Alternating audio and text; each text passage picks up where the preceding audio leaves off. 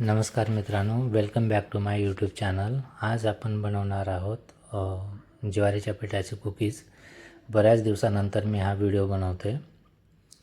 तर आज आपण कुकीज बनवणार आहे एकदम हेल्दी, ग्लुटेन फ्री.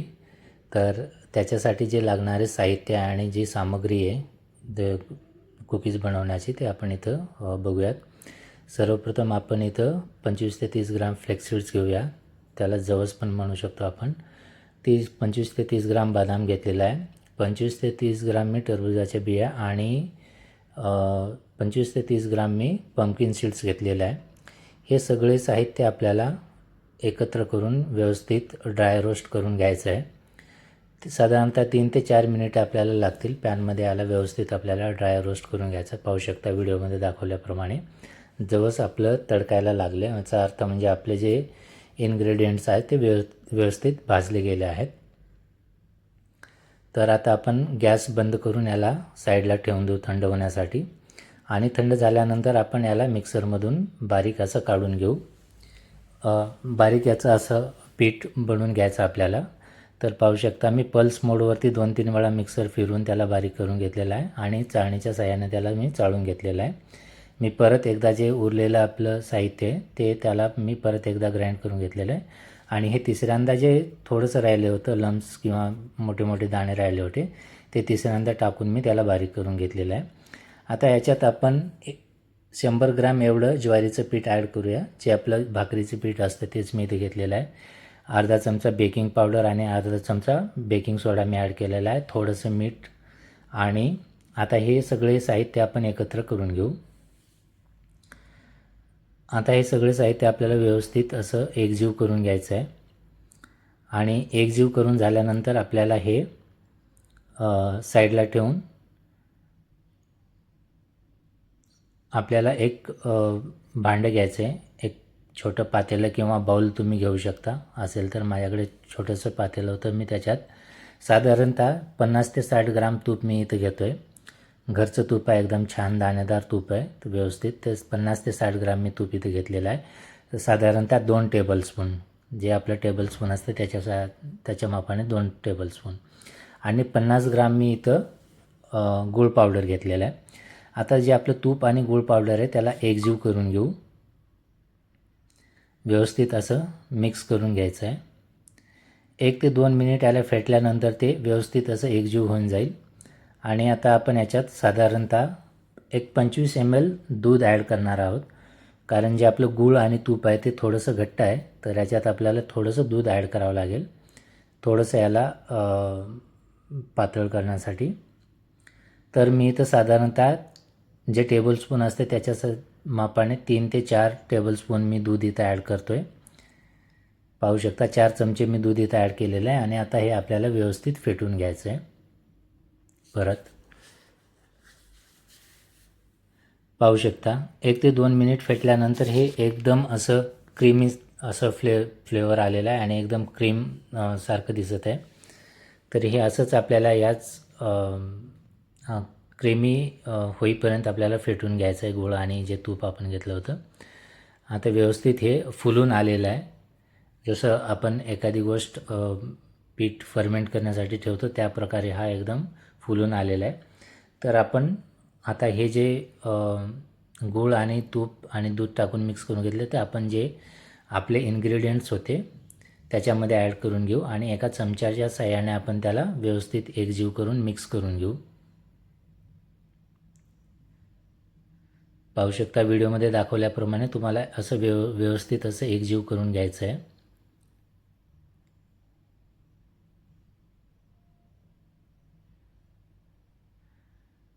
आता इथं थोडंसं जे आपले इन्ग्रेडियंट्स आहेत थोडेसे ड्राय वाटत आहेत. तर मी याच्यात अजून 2 ते 3 चमचे मी दूध ॲड करणार आहे. कारण थोडंसं ड्राय वाटत आहे आणि हाताने एकजीव करायला गेलं तर ते व्यवस्थित होणार नाही. मग आपण परत याच्यात 2 ते 3 चमचे दूध ॲड करणार आहोत. तुम्ही पण जर तुम्हाला जे आपले इन्ग्रेडियंट्स आहेत ते थोडे ड्राय वाटले तर तुम्ही पण दूध तुमच्या याच्यानुसार तुम्ही कमी जास्त करू शकता. आवश्यकतेनुसार तुम्ही ॲड करू शकता.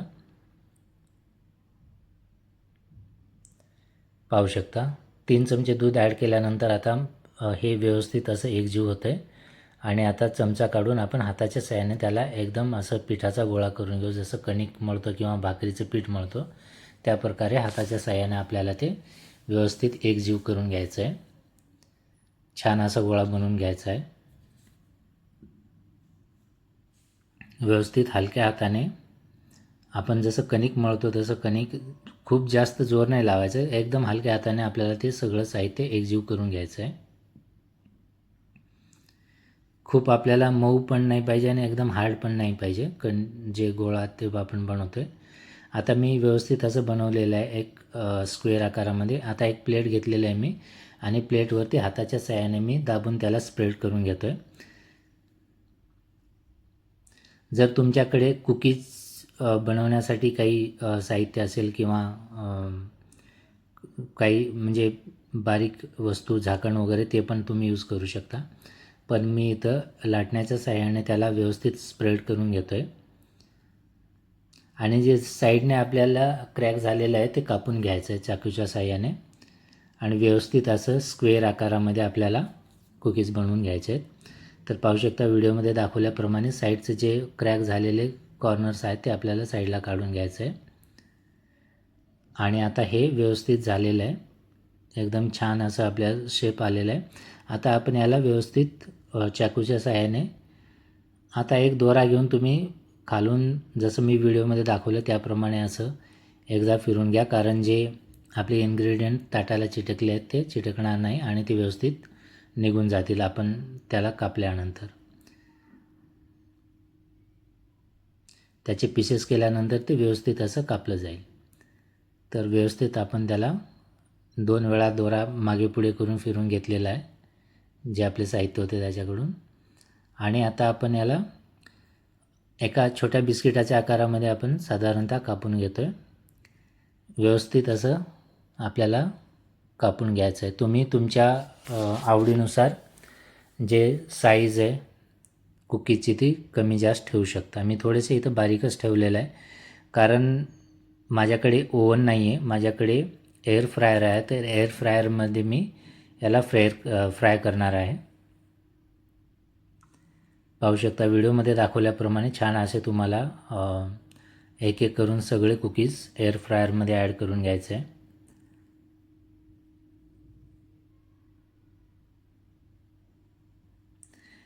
तुम्हाला विश्वास बसणार नाही एवढे छान कुकीज बनवून तयार झालेले आहेत. जे आपल्याला साईडने जे क्रॅक झालेलं होतं ते आपण काढून घेतलं होतं, त्याला पण आपण थोडंसं एकजीव करून परत त्याचे पण आपण पीसेस करून घेणार आहे आणि सेम पीसेस आपण सेम याच्यामध्ये ॲड करून घेऊ. थिकनेस पाहू शकता, एक साधारणतः कुकीची जी थिकनेस असते तेवढीच मी ठेवलेलं आहे. आणि आता आपले सगळे जे कुकीज आहेत एअर फ्रायरमध्ये ॲड करून झालेलं आहे. आता एअर फ्रायरमध्ये टाकून आपण त्याला टाईम सेट करून घेऊ. तर मी इथं फिंगर चिप्स जे बनवतात ते ऑप्शन मी सिलेक्ट केलेलं आहे आणि टेम्परेचर मी 180वरती ठेवलेलं आहे. तर पाहू शकता 22 मिनिट मी टाईम सेट केलेला आहे आणि टेम्परेचर मी ठेवलेलं आहे 180. 200 होतं त्याला मी मायनस करून 180 केलेलं आहे. आणि हे आपल्याला साधारणतः 15 ते 18 मिनिटला लागतील आपली कुकीज कम्प्लिटली रोस्ट व्हायला. तर मी 1-2 वेळा तुम्हाला मध्ये काढून पण दाखवतो. एकदम छान असे कुकीज बनवून तयार होतात. पाहू शकता प्लेटमध्ये दाखवल्याप्रमाणे. जवळपास आता 12 ते 13 मिनिटे झालेली आहेत. तर एकदम छान असे आपले कुकीज एकदम गोल्डन कलर आलेले आहे आणि आपले कुकीज रेडी झालेले आहेत. तर परत मी याला 2 ते 3 मिनटासाठी परत मी रोस्ट करण्यासाठी सोडलेलं आहे, कारण थोडंसं कच्चेपणा मी एक तोडून पाहिलं तर कच्चेपणा दिसत होतं. तर 22 मिनिट सेट केलं होतं आणि आता 7 मिनिट राहिलेलं आहे. आपण आता परत एकदा काढून ट्राय करून बघू. एकदम मस्त असे कुकीज बनलेले आहेत, एकदम गोल्डन कलर. तुम्हाला कळणारसुद्धा नाही की हे बाजारातून आणलेले आहेत का घरी बनवलेले आहेत. पाहू शकता खूप गरम आहे. एक मी तुम्हाला इथं तोडून दाखवतो. ते आतून पण छानपैकी असं भाजलं गेलेलं आहे. पाहू शकता एकदम क्रिस्पी आणि लुसलुसीत मऊ असं क्रिस्पीनेस आलेलं आहे. माफ करा, मी चुकून थोडेसे वर्ड्स माझे इकडे तिकडे होत आहे मराठीमध्ये. परत मी 1 मिनटासाठी त्याला थोडंसं क्रिस्पीनेस आणण्यासाठी परत 1 मिनिट मी एअर फ्रायरमध्ये टाकून मी गरम करून घेते. 6 मिनिट आपले राहिलेत. 22 मिनिट आपण सेट केलं होतं, त्यातले 6 मिनिट उरलेले आहेत आणि 22मधून 6 मायनस केले 18 मिनिटे कंप्लीट आपल्याला हे कुकीज बनण्यासाठी लागलेले आहेत. तर खूप छान असे कुकीज आपले बनवून रेडी आहेत. एकदम हेल्दी, ग्लुटन फ्री, जे डाएट वगैरे फॉलो करतात त्यांच्यासाठी तर एकदम बेस्ट ऑप्शन आहे. तर ह्या कुकीज तुम्ही पण एकदा ट्राय करून बघा आणि आमची ही रेसिपी तुम्हाला कशी वाटली कमेंट करून जरूर कळवा. मी खूप दिवसानंतर हा व्हिडिओ बनवतो आहे. जवळपास 3 महिने झाले मी व्हिडिओ नाही टाकलेला किंवा व्हिडिओ बनवलेला नाही आहे. मला वेळ मिळत नव्हता मध्ये. म्हटलं आज थोडंसं वेळ आहे तर चला काहीतरी नवीन ट्राय करूया. तर छान असे कुकीज आपले रेडी आहेत, एकदम क्रिस्पी आणि ग्लुटन फ्री, जे डाएट वगैरे फॉलो करतात किंवा जे बाहेरचं खाणं अवॉइड करतात, पॉम ऑइल वगैरे, अशा लोकांसाठी हे खूप हेल्दी आणि खूप बेनिफिशियल आहे. तुम्ही पण एकदा ट्राय करा आणि कमेंट करून आम्हाला जरूर कळवा की ही आमची रेसिपी कशी वाटली. पाहू शकता एकदम क्रिस्पी आणि एकदम छान असे आपले कुकीज बनून रेडी आहेत. जर आमचा हा व्हिडिओ तुम्हाला आवडला असेल तर लाईक, शेअर आणि सबस्क्राईब करायला विसरू नका. तर भेटूया अशाच अजून एका नवीन व्हिडिओमध्ये. तोपर्यंत माझा व्हिडिओ पाहण्यासाठी धन्यवाद. जर तुम्हाला कुठली नवीन रेसिपी पाहायची असेल तर तुम्ही कमेंट करून आम्हाला त्याच्या म्हणजे सांगू शकता की तुम्हाला कुठली रेसिपी पाहायची आहे किंवा नवीन कुकीज, ओट्स वगैरेचे कुकीज वगैरे तुम्हाला पाहिजे असेल तर मी त्याची पण रेसिपी तुम्हाला देऊ शकतो. तर कमेंट करून आम्हाला जरूर कळवा की तुम्हाला नेक्स्ट रेसिपीमध्ये काय बघायचं आहे. थँक्यू.